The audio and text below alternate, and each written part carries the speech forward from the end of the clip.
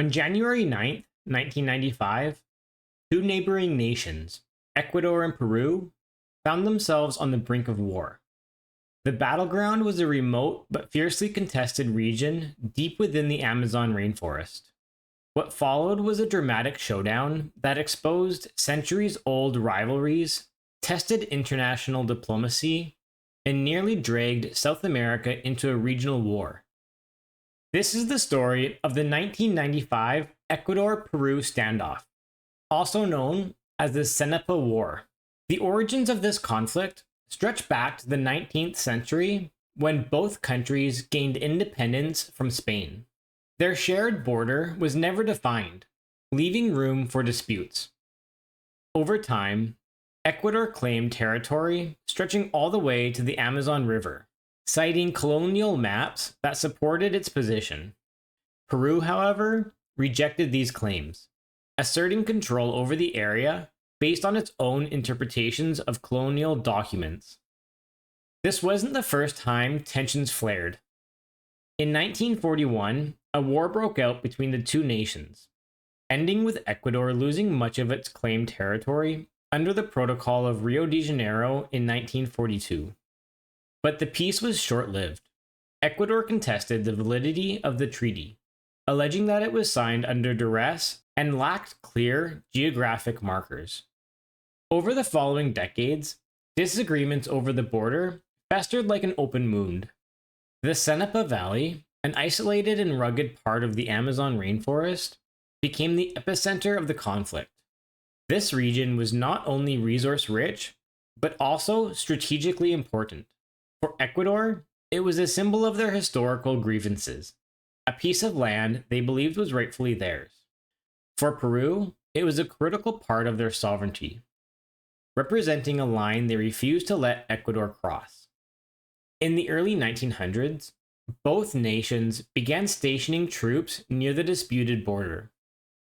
The jungle's dense canopy provided cover, making it difficult to monitor movements.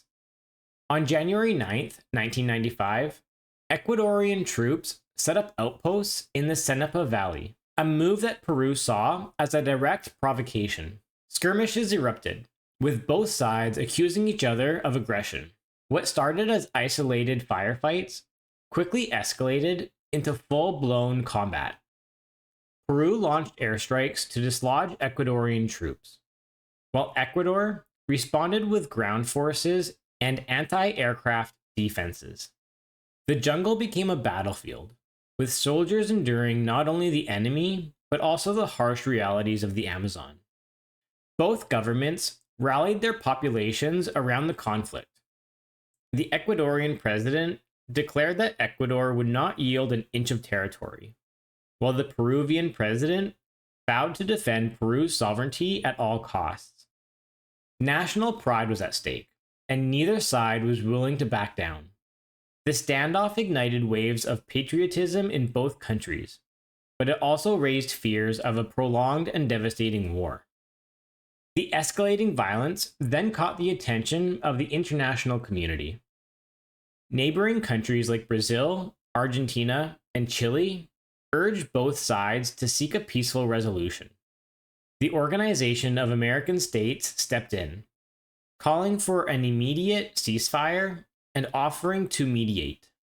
Despite these efforts, clashes continued throughout January and February, claiming the lives of dozens of soldiers and leaving hundreds wounded. After weeks of intense fighting, a ceasefire was brokered in March 1995.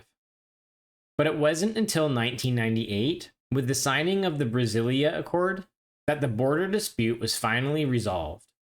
The accord was facilitated by four nations: Argentina, Brazil, Chile, and the United States, and included clear boundaries of the border, effectively ending one of South America's longest-running territorial disputes.